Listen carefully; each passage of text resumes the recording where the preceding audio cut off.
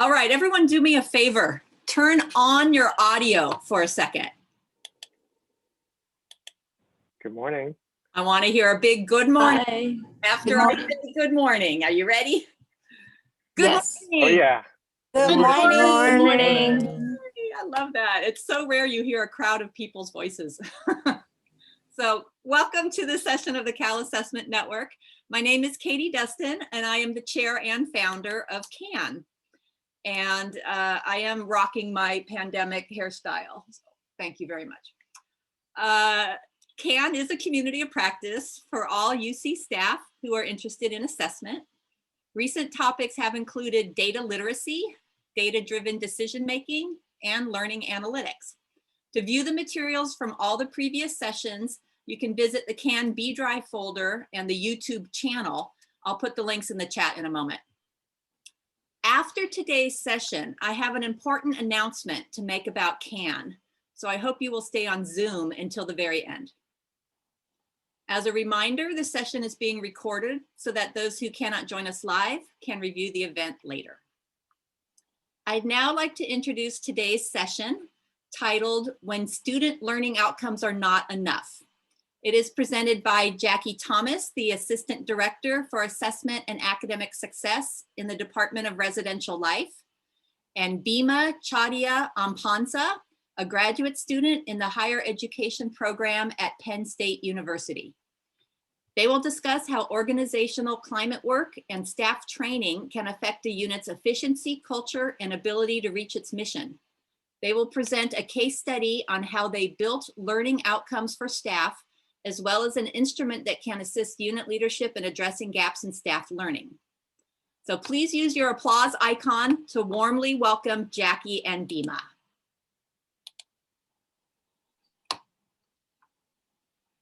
Hello, everyone. Thanks so much for being here on this Friday morning. Happy Friday. Hope you're all looking forward to a great weekend. Again, I am Jacquelynn Thomas, working in the Residential Life Department. I'm going to have Bema introduce herself and tell a little bit more about herself because she's actually not a UC Berkeley staff member at this time. Hi, everyone. My name is Kyeadea-Amponsah, and I use she and her pronouns. I actually was an ARD, Assistant Resident Director, this past summer through the QOI process at UC Berkeley, but right now I'm at Penn State, but I'm happy to be here. Yep. And we'll talk more about why after Bema's internship, or actually how after Bema's internship, she ended up assisting with this particular project a little bit later, but we're going to go ahead and move forward. So today we're going to talk about this project through which we built learning outcomes for student staff as well as entry-level professional staff. And we also created a survey, excuse me, that will help our department address gaps and improve staff training. Next slide, please. All right. So we hope that by attending this session today, you will learn to evaluate what your department assesses. Well, you'll learn to evaluate whether what your department assesses addresses your assessment needs. Say that 5 times fast. And you will hopefully also learn from an example, this example of how we use theory, professional standards, industry literature, job descriptions, and all of that to be to assist us in improving our operations and our staff experiences, and hopefully ultimately our resident experiences as well. There will be an activity a little bit later. So it's designed to help you take a few of the steps that we took in order to do this project. So you will need a fresh browser page, and you will also, you can use a browser page or you can use a cell phone, and I will put the link in the chat right now. You should be set. Next slide, please. All right. So the flow of this session is going to start with the foundations of this project. From there, we're going to do some place setting, and talk about the residential life department and why this project was important for us to do now. Then we'll talk about how we created the learning outcomes, how we designed the surveys and the results so far, and what we're going to do with what we have so far and how we're going to get even more data later.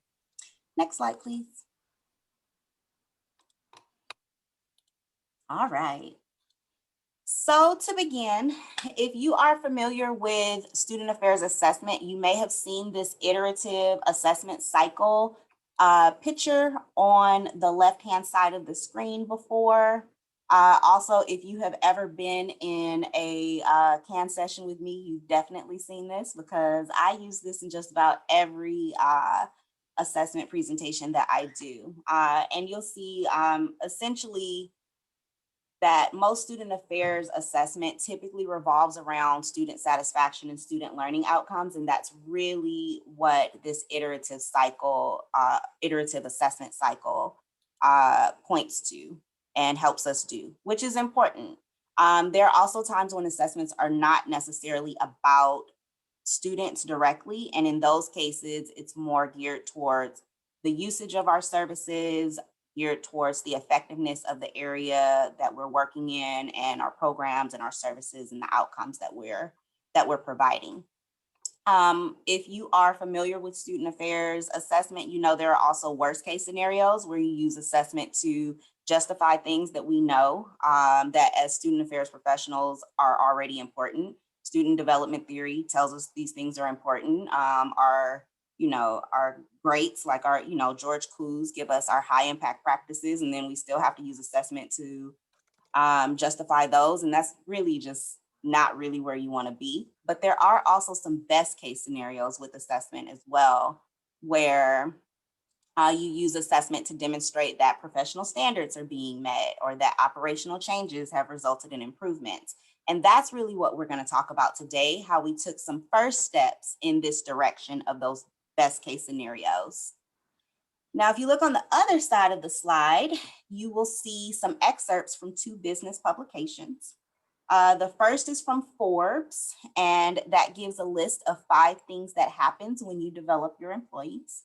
The second one is from a business publication called Training Journal.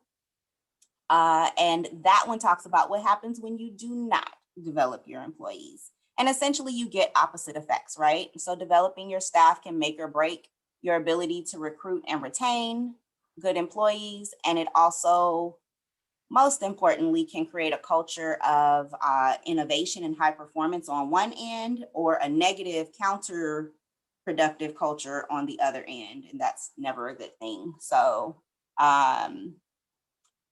business journals tell us that it's really important to make sure that you're developing your employees so that you can be running, tip-top shape and getting the most out of all of your efforts. Now, one reason that it's a shame that assessment doesn't usually focus on addressing gaps is because when you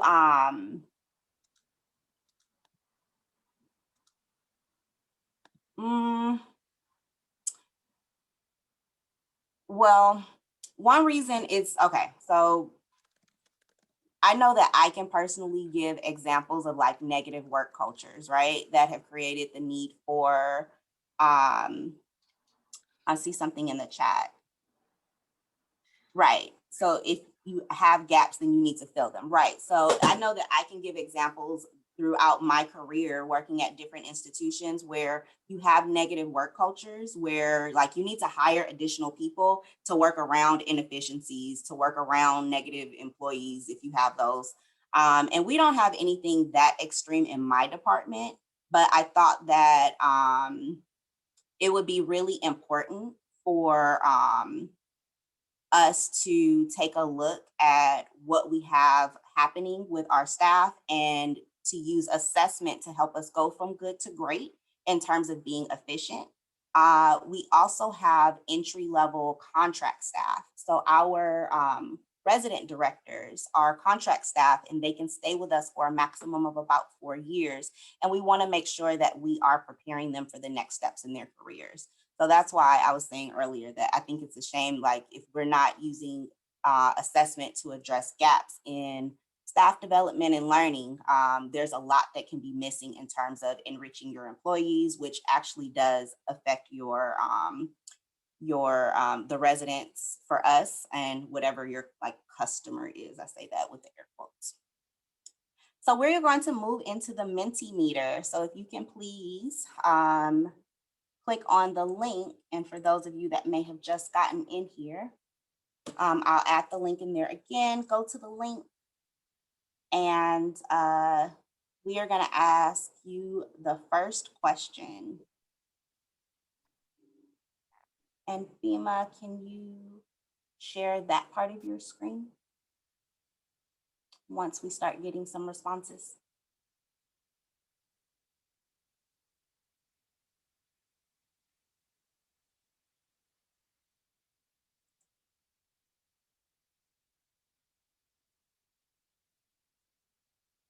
Awesome.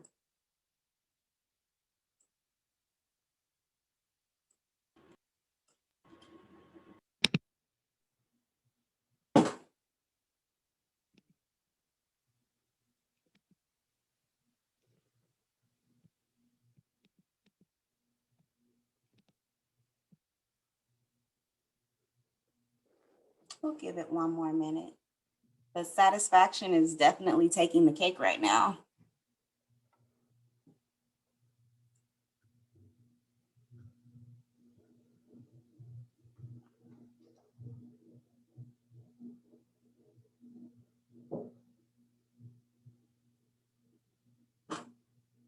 All right. So we do have one person who has done some staff learning outcomes. I'd be curious to know about that assessment. And also we have an other, so super curious if anyone is willing to share about those.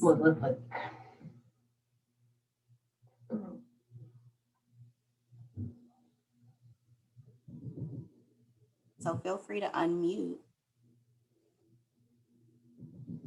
if you are one of those individuals.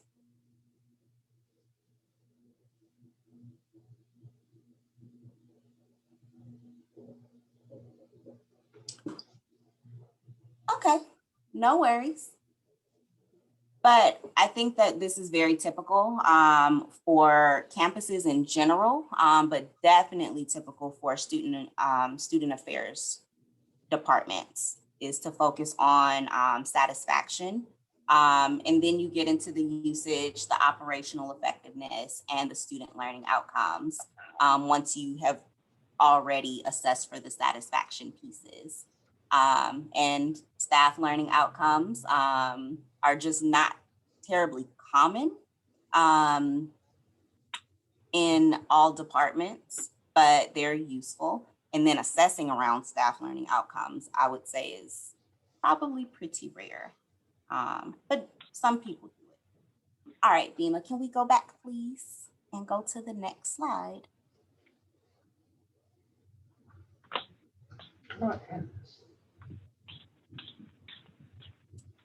Perfect. Yep, that's right. Okay, so we also grounded this project not just in like industry literature, right? Or just publications, because I don't know if I would, that's not like peer-reviewed literature that we used before, but we took a look at that, but we also looked at a couple of different kinds of theory. So we looked at organizational culture theory and we looked at leadership theory. So we, as a department, are interested in ultimately getting our student staff and our entry-level staff to be ready to be transformational leaders when they leave their positions, right? At the same time, as you are teaching someone who is pretty new to having a job, it's important to use transactional leadership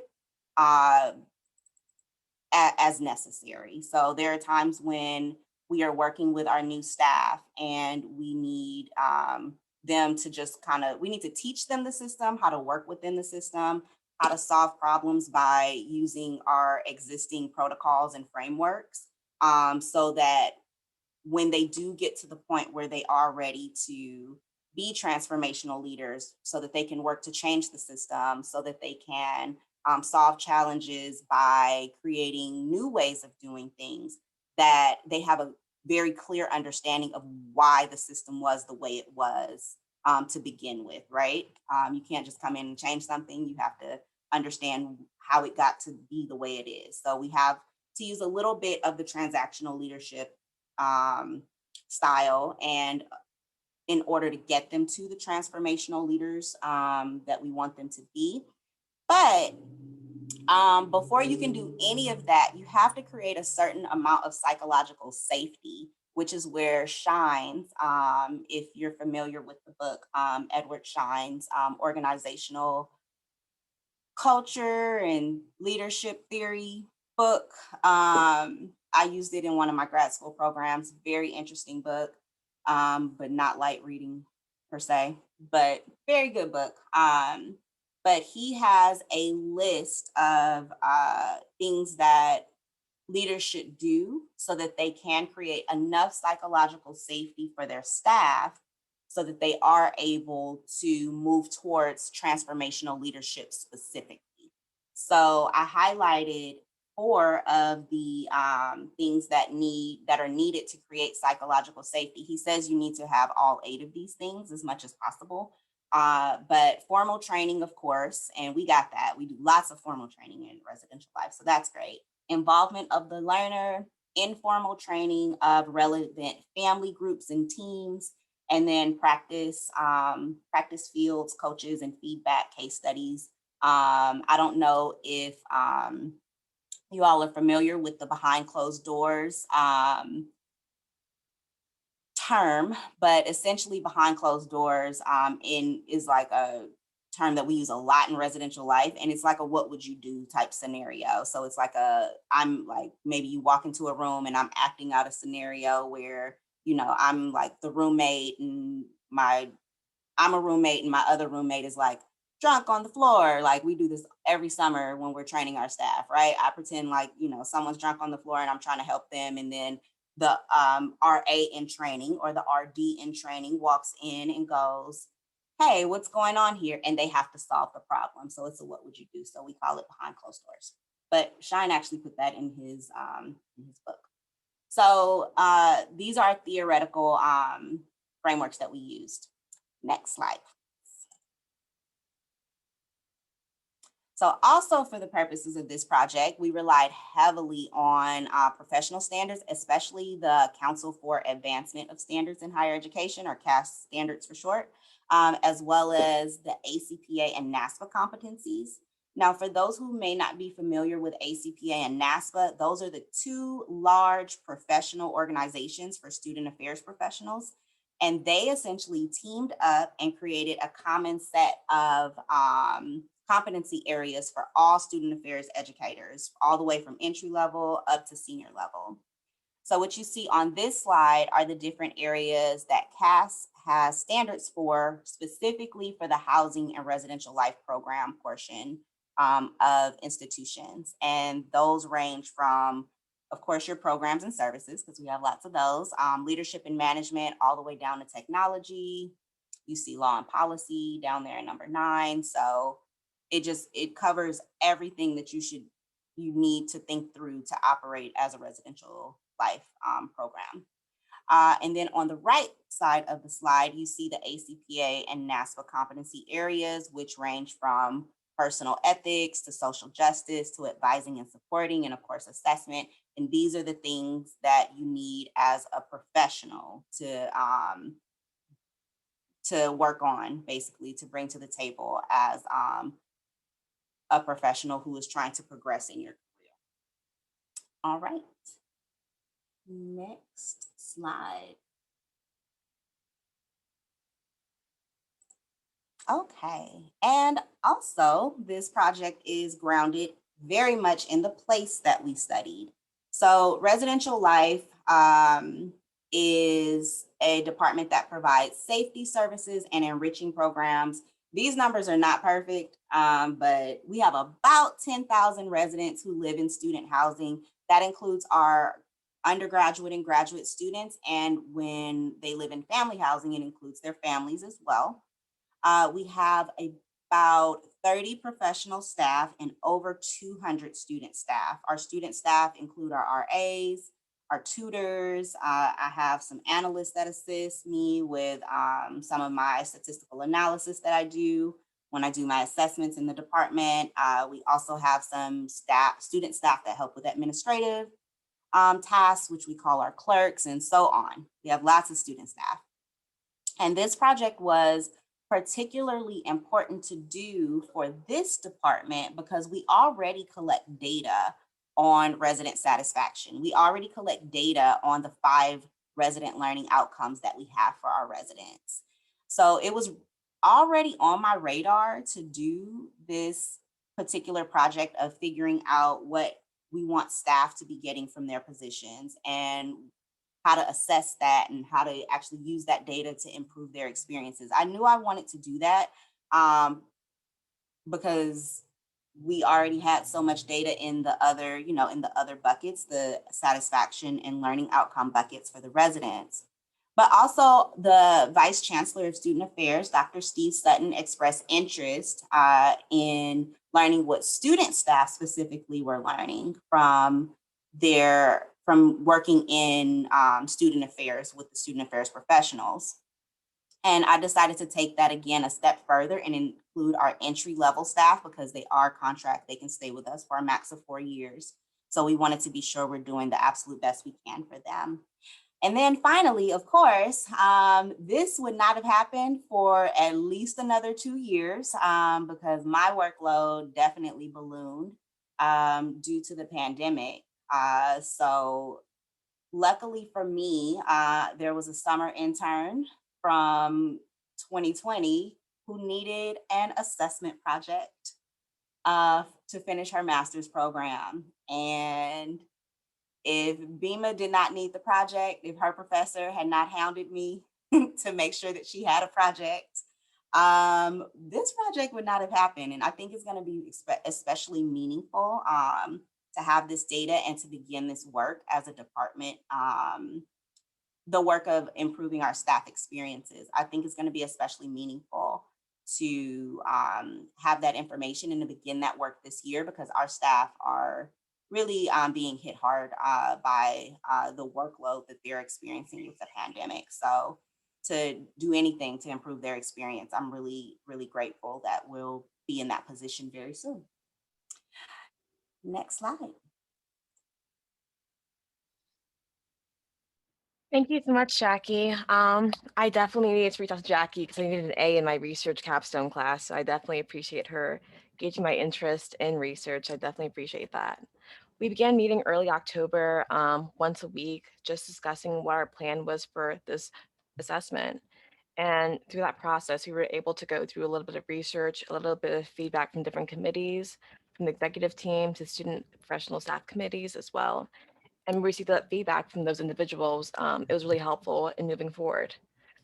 In this presentation, we will be looking at the larger tasks and roles of the staff and student members, and not really the minor ones such as RE budgeting or other minor responsibilities, but we'll be looking more towards these larger scales of what they actually do in their role. Our intention was to look at 3 to 5 overarching responsibilities that spoke to the CAS standards, as well as the N and NASPA and ACPA competencies, words are hard, and student development theories, and to just build off of those. So as we like to say, I'm looking at the big rocks, not the little sands, basically, from the image you can see.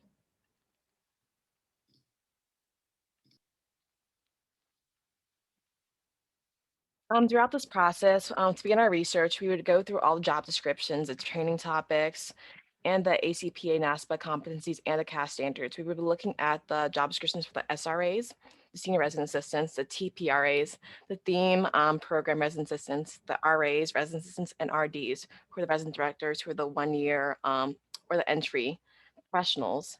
And from there, we were able to analyze all the onboarding topics and the trainings. and cross-reference with those with the CAS standards and the ACPA NASPA competencies. After reviewing all of those and highlighting the important skills, we were able to just choose those skills.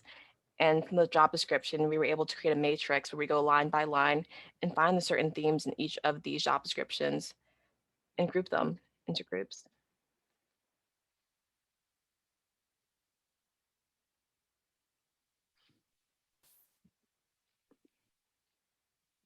Next slide.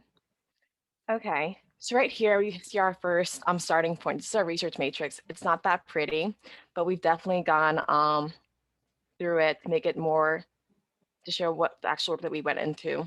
So as you can see on the top, we have our skill sets such as crisis response management and student conduct. We also have things such as learning goals, as well as community development, leadership skills, administrative skills, soft skills.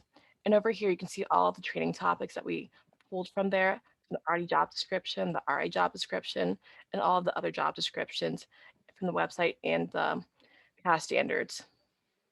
And we were able to pull all the highlighted skills from there. Next we did was we created a competency map. Can So I over jump here- in really quickly, Bema? Can you go back one slide? Yeah. So that was the first step. And the second step was to create that third column you see that says potential learning outcomes. So what we did was, after we collated all this information, we read through it all at once for each particular skill set area. So what you're seeing here is just like a piece of this research matrix. It's very, very long. But we looked at everything that is like risk management, and then started creating potential learning outcomes in order to figure out what learning outcomes seem to fit with, what potential learning outcomes seem to fit with the different areas, different job descriptions, different CAS standards, and eventually the different competencies. Thank you. Thanks, Jackie. And so after creating those potential learning goals, we were able to, next slide, create this competency map where we had the learning goals all on this section, the highlighted skills from the CAS standards, and the position description references and the CAS standards were marked off as well. And again, this is just a section of what we created so far. It's much longer, much larger. So for example, for our learning goals, we had effectively responding to and resolving crisis conduct in conflict situations, effectively carrying out managerial and administrative protocols, and lastly, effectively fostering holistic student development. And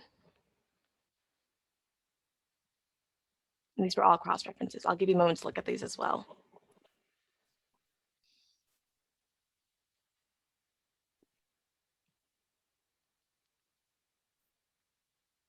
And next, we also had our RA competency map as well, where we created the learning goals, the highlighted skills, and the position descriptions were marked off as well. But we also used Chickering 7 vectors for student development theory, which is really essential for student development, where we were able to implement this into our project. And of course, the CAS standards. For our learning goals, we had carrying out proactive community safety duties, as well as crisis conduct and conflict response procedures, develop basic professional skills, and developing programming and community building skills were our 3 learning goals.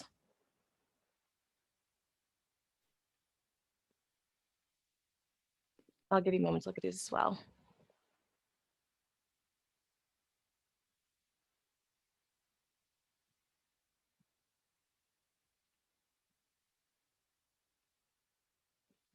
So, any questions so far?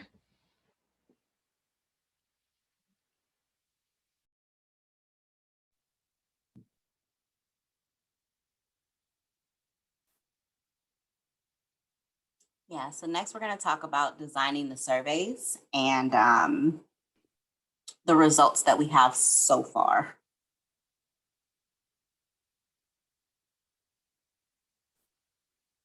All right, no problem. Let's keep going. Yep, if you do have any questions, feel free to put them in the chat. We will have an opportunity to answer questions at the end, of course. Let's keep going. Well, so designing the surveys. After we went line by line, creating the learning goals from the CAS standards, we were able to review the highlighted skills from those CAS standards and then went back and were able to create some questions from line by line. So our questions were pertaining to, do you have a knowledge to complete the task? Are you confident when you do it? And if they indicated they were not knowledgeable or confident, we asked them to please pick some skills or techniques that would be helpful in the training or maybe on a one-on-one supervision level of discussing it. And for our RD survey, we had around 35 questions. And for our RA survey, we had around 44 questions. And throughout the process, we were able to meet different committees, such as the Professional Staff Experience Committee, Student Staff Committee, as well as the lead team and the executive team. And they were able to incorporate some feedback and tell us how we were doing overall, what we need more of, what we need less of, tell us if you're doing a great job even. So that was very helpful.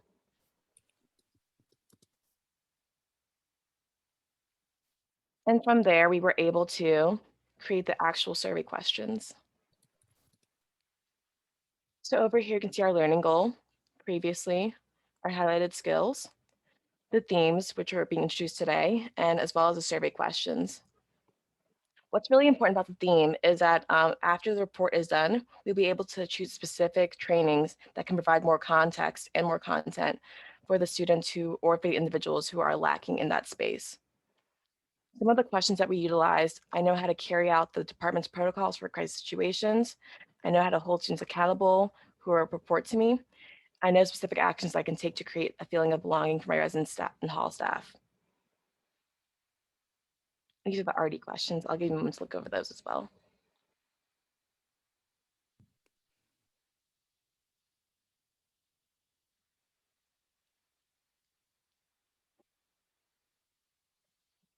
And now we can look over the RA questions.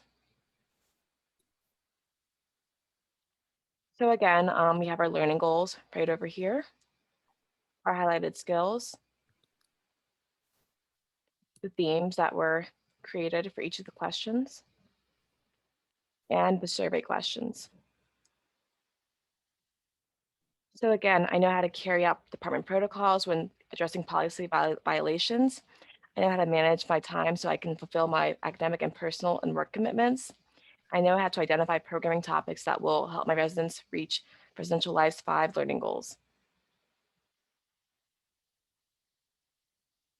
I want to jump in for just a second because there's a new area. We've been talking about learning goals and highlighted skills, but now there's like this theme column in the middle. And I put that in there, and I'm going to actually answer, I'm going to mention this and answer Heather's question at the same time. So I wanted to approach this. Once we got down to the survey, I was really looking for ways to make the data like ready to go in terms of information that could be infused into our existing trainings. We do a lot of training in residential life because we're student affairs generalists. We can do everything, right? From crisis response to conflict with residents to just, conduct. And then we have all of these programs. We have 5 learning goals from, learning about yourself and your identity, all the way to wellness, all the way to academic success. So we touch on every single part of the student experience. And we help with lockouts, right? We have a whole maintenance department through our RSSP partners that handle maintenance. So we're not, we don't need hammers and stuff like that, thank goodness. We can definitely step in and advocate for students who are having like ongoing maintenance issues. So we do a lot of training. Our training, we do a 3-week training for professional staff every year in July. And there's like a 2-3 week training for student staff as well.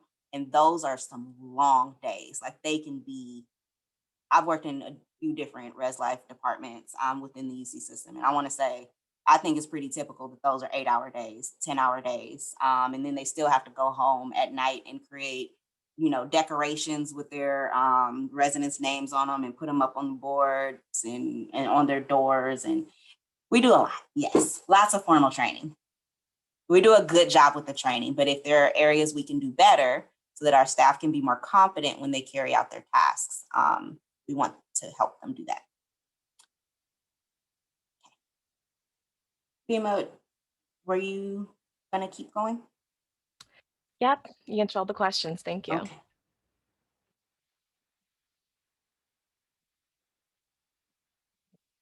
Okay, let's talk about results. So, full disclosure, because things have been pretty hectic with the pandemic, we have gotten the RD survey out, and we have not gotten the RA survey out just yet, but that is coming soon.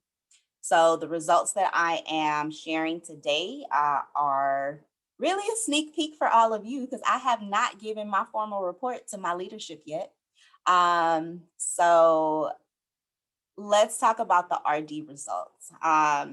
We have about 14 resident directors right now, 11 participated. This survey ran, so that gives us about a like 79–80% participation rate. I know when you have that few amount of people in your population, you really want to get 100%, but again, people are a little burnt out right now. We also had one person like brand new who's been working here 2 weeks who probably doesn't know the answer to any of these questions because he's still in training. So I didn't go for the 100%. I wasn't super aggressive with the 100%. This survey ran, I want to say about the last week of February. So these are just brand new results, hot off the press. What you see on this slide is a list of the, I want to say 10 highlighted skills that we identified through this process that we wanted to be able to be confident that our staff knew or help them if they did not feel confident in carrying them out. The second and third columns are, they indicate like the percentage of people that agreed that they were confident doing the thing or knowledgeable about the thing. Reverse order though, you see knowledge is first. So for example, when it comes to carrying out departmental protocols for handling resident conflict, so when the residents are arguing with each other, 100% of our RDs that participated said that they were knowledgeable, and 100% said that they were confident when they were handling those situations, which is great, right? And you'll see that trend continues for the next couple of highlighted skills. So holding the staff that they supervise, the RDs supervise the RAs. So they feel comfortable holding the staff accountable for fulfilling their work responsibilities. They also feel comfortable in creating feelings of belonging amongst both the residents and the student staff. So that was great. And then you start to see the discrepancies, right? So again, they are completely knowledgeable about carrying out our protocols for handling resident conduct. So when the residents basically like misbehave or break a rule, but there was essentially one RD that wasn't confident when they're doing it. And as Bema mentioned before, if you said that you were not both knowledgeable and confident, you got a follow-up question asking what specific techniques or policies or whatever, do you need us to review with you so that you can be confident when you're knowledgeable and confident when you're, doing these essential tasks of your job. So we got some feedback from that. And then I'm just going to go down the list really quickly. So following through on commitments to campus partners, we collaborate with campus partners a lot. We don't want to be falling through on our campus partners and messing up our relationships with them. We want strong, positive relationships. Carrying out departmental protocols for crisis situations. You see they're knowledgeable, so we train them well, but there's confidence, there's some confidence issues there, and they gave us some feedback. How to demonstrate investment, the exact same thing. So we want them to demonstrate investment in the department as well as in to the institution, to our campus partners, right? So let's show up to some of our campus partners events. People work really hard on their events. Let's show them some support. If you're interested, please go. Identifying gaps in our residents' development pertaining to the 5 learning goals. There's some work to do there. Then persuasion techniques when they advocate for change. So again, we want our staff to become transformational leaders. So they need to assist us in figuring out new ways to do things. But at the same time, they're new professionals. They're new at having a job. So there are certain ways that you advocate for yourself when you're not in a work setting that don't work when you are in a work setting. And we need to be very helpful to our staff in learning those techniques for how to advocate for change in a professional way. And then finally, accurately track funds in their allocated area. So this was pretty low, and this was not a surprise. It is not because our training is very, very bad, I promise. It is because we have a brand new purchasing system, and it just rolled out in January. So I'm not surprised that the very next month, about half of the people are kind of struggling with it still. So we're still working through some kinks with our new purchasing system. So I promise our trainings are really good, but right now we need some time to work through that. Can you go to the next slide, please? Thank you. So in the, again, when they said that they were either not knowledgeable or not confident, we asked them, what do you need, right? And I just wanted to share a couple of quotes. One person said the strategies in regards to the persuasion techniques, the strategies that have been effective for me in the past do not work here. And that is exactly why I wanted to ask that question. And I appreciate this person's vulnerability to just say, I have been able to advocate for change in places, in other places, but it's not working for me here. And so I need some help. And that's fine. We need to be ready to help our new professionals. And then finally, with budgeting, I have no idea what goes on with the budget. I need help with everything. Great, that's okay. We have a few brand new resident directors, so I'm not surprised at this. And we have a new purchasing system, so it's okay. But again, they were pretty vulnerable and very honest in those comments. So we got a lot of information about other things that we can use to improve their experiences and their trainings. All right. You said staff who've been on campus for decades don't know what goes on with the budget. That is also true. So maybe I shouldn't aim too high, but we'll do what we can for them with this new system. Thank you for going to the next slide. Get ready for Minty Meter in the next, when we get to the next slide, just refresh if you need to. I don't know if you should refresh. We're gonna do a Minty Meter in a minute, but when so in addition to asking about those highlighted skills, we also asked about how they perceived the value, like how they perceive their position in terms of like, do they think it's valuable to them? And 100% agreed that they are developing a broad skill set, that the skill set that they're developing is valuable to their development as a higher ed professional, and that this resident director position gives them a unique opportunity to develop that broad skill set when they think about other student affairs positions. And then 98% said that the RD position is preparing them for the next step in their career. And I think that's great as well, because that sounds like, to me, one person is like, I don't know if higher education, student affairs, residential life is where I want to be. And I think that is a gift when you can figure that out early in your career. So hopefully that person will be talking to their supervisor, and we can support them in getting to wherever they need to be so that they can work within their passion. Next slide, please. Next steps. Gotta launch that RA survey and get those results as soon as possible. Show reports to management. I would like to do RA and RD surveys at the same time. So that's why you're getting this sneak peek, and they don't have this information yet. That's okay. Advocate for trainings where gaps were identified. I did want to point out something else that we did that we didn't talk about here, is that for the 3 overarching RD learning goals or learning outcomes that we created, we also created like a list of positions that if they're interested in those positions specifically, let me back up. So with the way that the 3 learning outcomes were situated, they spoke to 3 big but very different overarching types of work that is required of the RD position.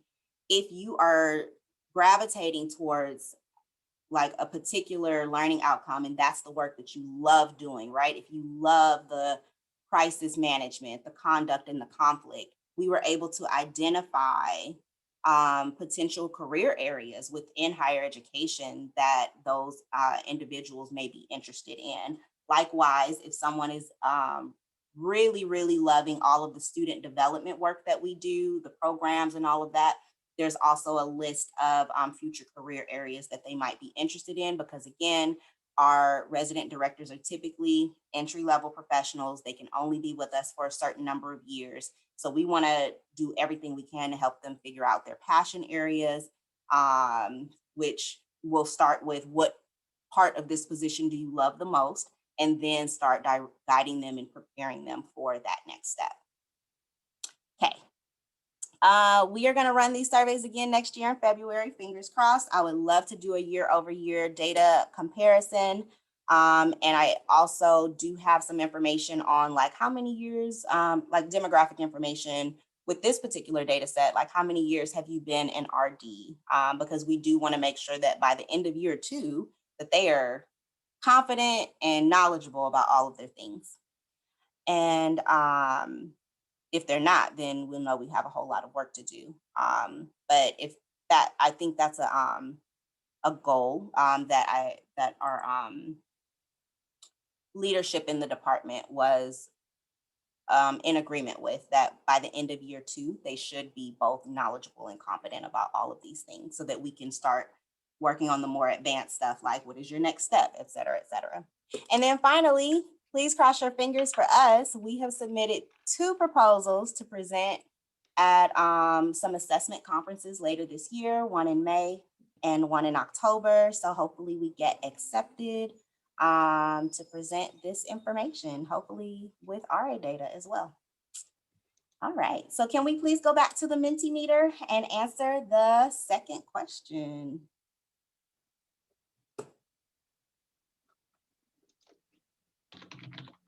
And also, this will be a great time to answer questions if you have any.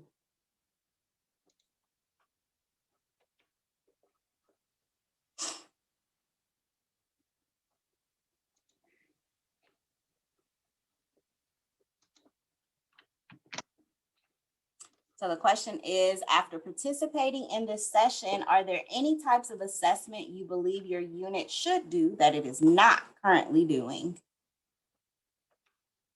Hey, Jackie, it's not letting me vote on this one using the original link. So is there a way you could add a new link in the chat for some of us, please? I can add this link, but I am also very happy to just hear what you have to say if you want to unmute again, if you feel comfortable.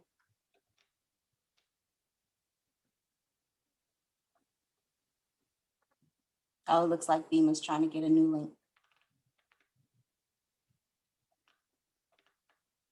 Yeah, they're identical, Bema. So maybe try it one more time, Francesca. Thanks. Let me try. Okay. My screen says not open. The quiz isn't open. Okay. Well, maybe we can just talk about it. Sorry, it's not working.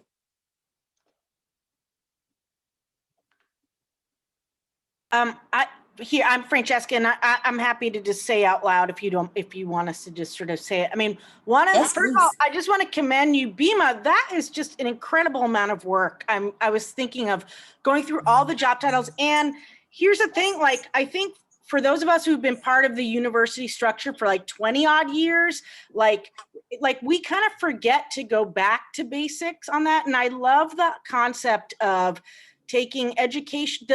We are learning outcomes local here at Berkeley, right? When it comes to students, but the idea of, this I feel like it's at the nexus of people and culture's concept of us achieving longitudinal paths together. Like I felt like the institution said we're bound, we're down with this, but didn't give us a tool to actually treat staff as if they could learn, grow, and move. And this seems like a key that could unlock a door, right? Like not that this, right, but I love the idea of it, and I appreciate that your staff is mostly transitional in nature, right? Like they are entry level and assumed to move on. And I guess one of my questions is, I do think that one of the reasons we tend to ask about satisfaction with surveys rather than looking for gaps is precisely because of what your next step is going to be, is how to advocate for new training or new resources that don't yet exist.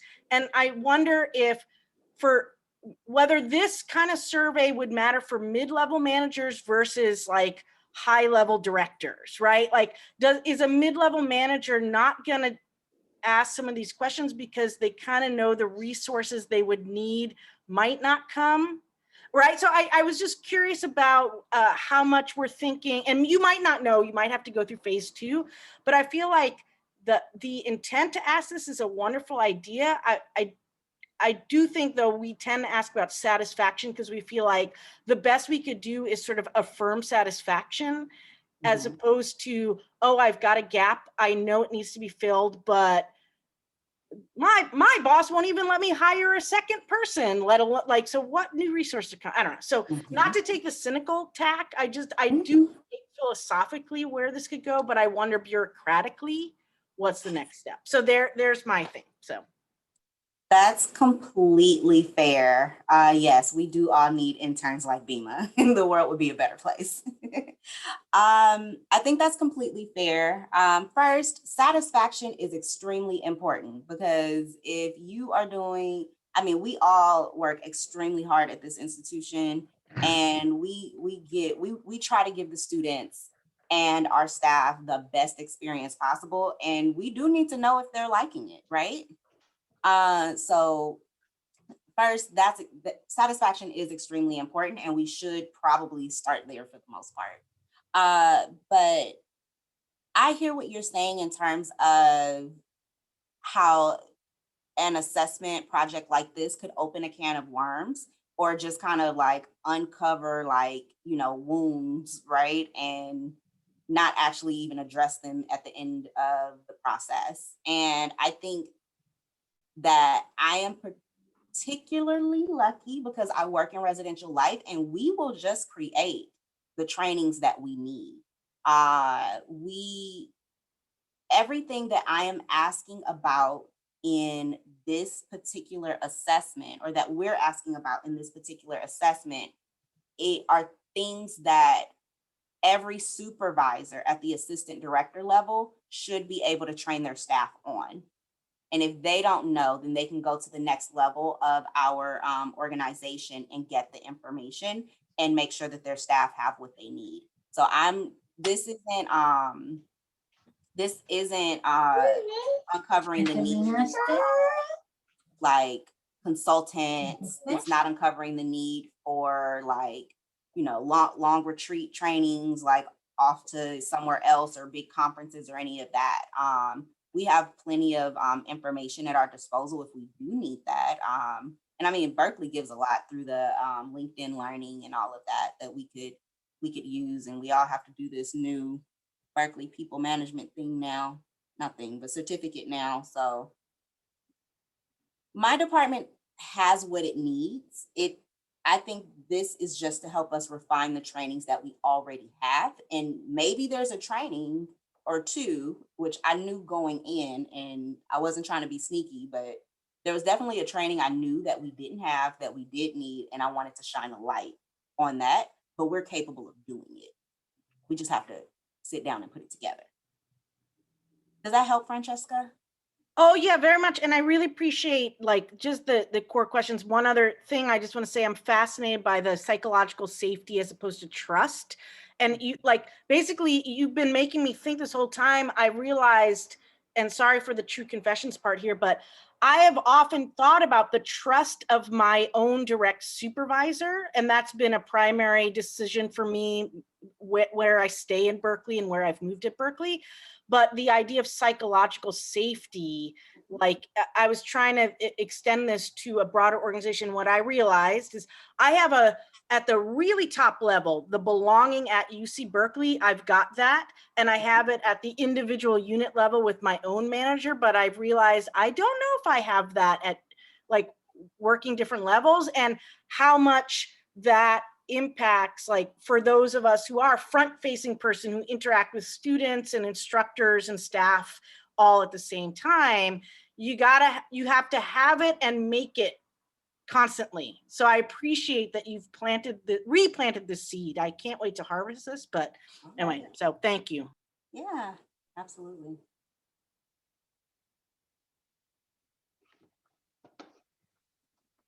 All right.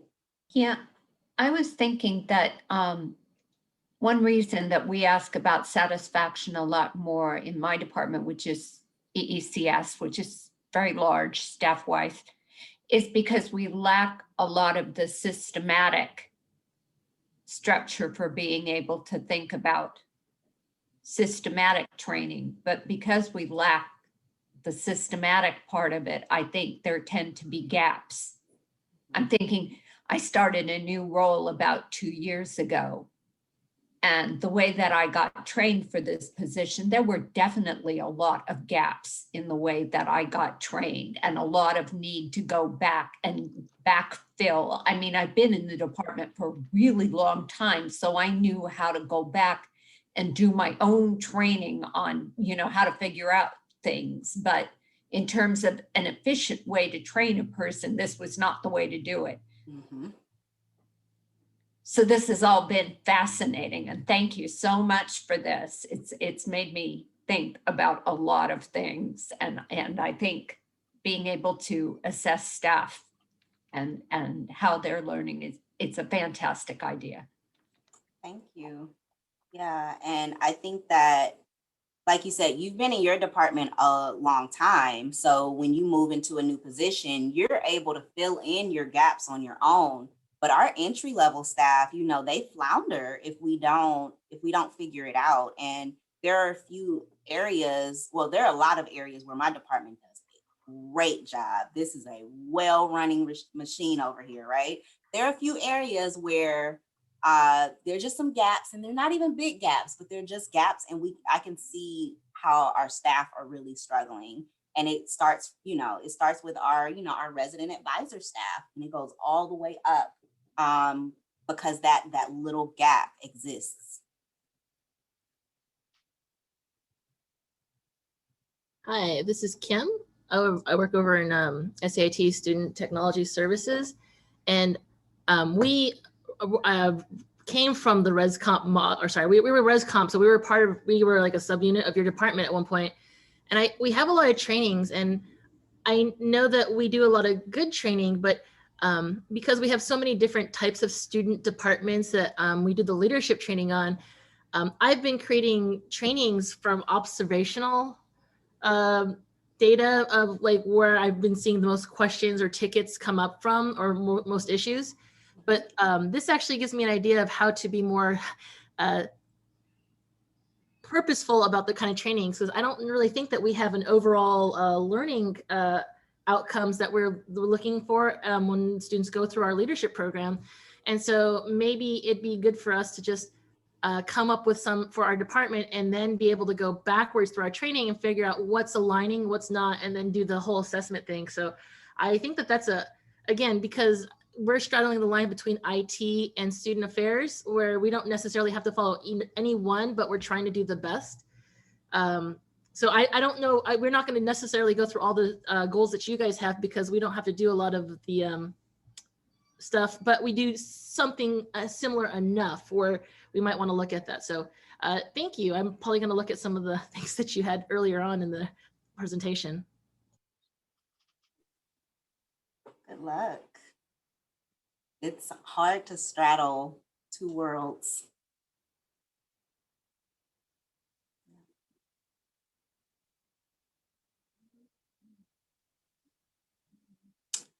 I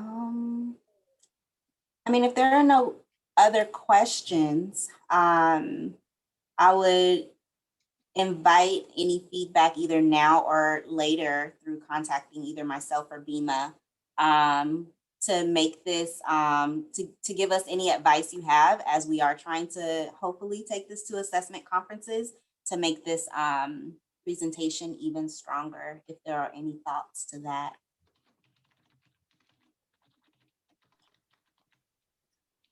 And also be sure to look at the last couple slides on their slide deck because there's a lot of cool references linked there. So let's use our applause icons to thank Jackie and Bema for this presentation. Very detailed, which is par for the course for Jackie, and Bema, the very impressive project. So I hope you get to present it again at a conference or two. The slides, and you're welcome. The slides in the recording and the Zoom chat will be sent to the CAN listserv. I hope that this session has helped with your professional development and also to feel connected to this community of practice. Okay, so now I need to make an important, though unfortunate, announcement about the future of CAN. CAN is looking for a new leader or a new set of co-leaders. I have been laid off from the university. In a cost-cutting decision, my entire office of essay projects is being disbanded and the staff is being dispersed. You don't need to worry about me. I've already found another job outside of Cal. But the future of CAN is in jeopardy. Without a new leader or co-leaders, the monthly programming will stop. There are no future CAN sessions scheduled at this point. The CAN B drive folder and the YouTube channel will, however, still remain available. So the archive will be available. If you or someone you know are interested in guiding CAN into its next iteration, please contact me as soon as possible. My last day on campus is March 16th. I'll also be sending this information out to the CAN listserv later today. Okay, so I'm going to stay on Zoom now, and I'm happy to answer any questions that you have. If you will be leaving us now, I wish you all the best all the time.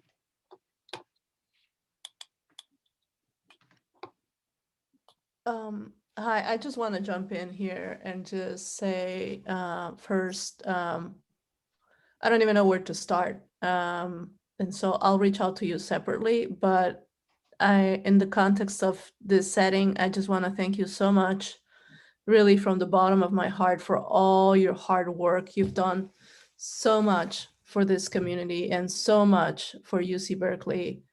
And so much for the teams that you've worked for. And it's such a huge loss to the university. And so just my deep, deep, deep gratitude and best wishes. But thank you so, so much. Thank you, Mariana. My former office mate, when there were 5 of us crammed into one office on the CIS project. So we got to know each other very well. Thank you, Mariana.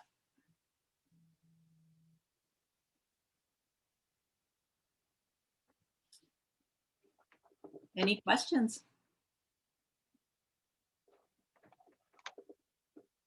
No questions for me, just kudos to you, Katie. My work wife of not over 30 years, but we worked together on campus. I've known you for 20 years. An inspiration for starting the Cal Assessment Network, the sister and brother organization of the BPOG Network, and so much fun we had with summer school and all those things going back all those years is our loss. And I know I'll miss you. I know we'll miss you, but I know you're just across on, you're on one of my favorite islands in the Pacific, Alameda. So I know I'll see you again, but thank you and congratulations and on your promotion and new role. And we're gonna be sorry to see you go. Thank you, work hubby. Appreciate that. Yeah, for those who are interested, I do have a new position. It's at a local biotech firm here in Alameda, so I can walk to work. I'll be setting up their projects office over the next couple of years in their IT department. So it's a great opportunity. I was really fortunate to find something so quickly. So maybe you can clone yourself and that person can run CAN. Yeah, they're not doing cloning. They're trying to cure cancer. So, you know. Okay, then. Well, thank you all. I am going to really miss this community. CAN has been a huge part of my career at Cal. And what can I say? I hope to keep in touch. Take care. Thank you.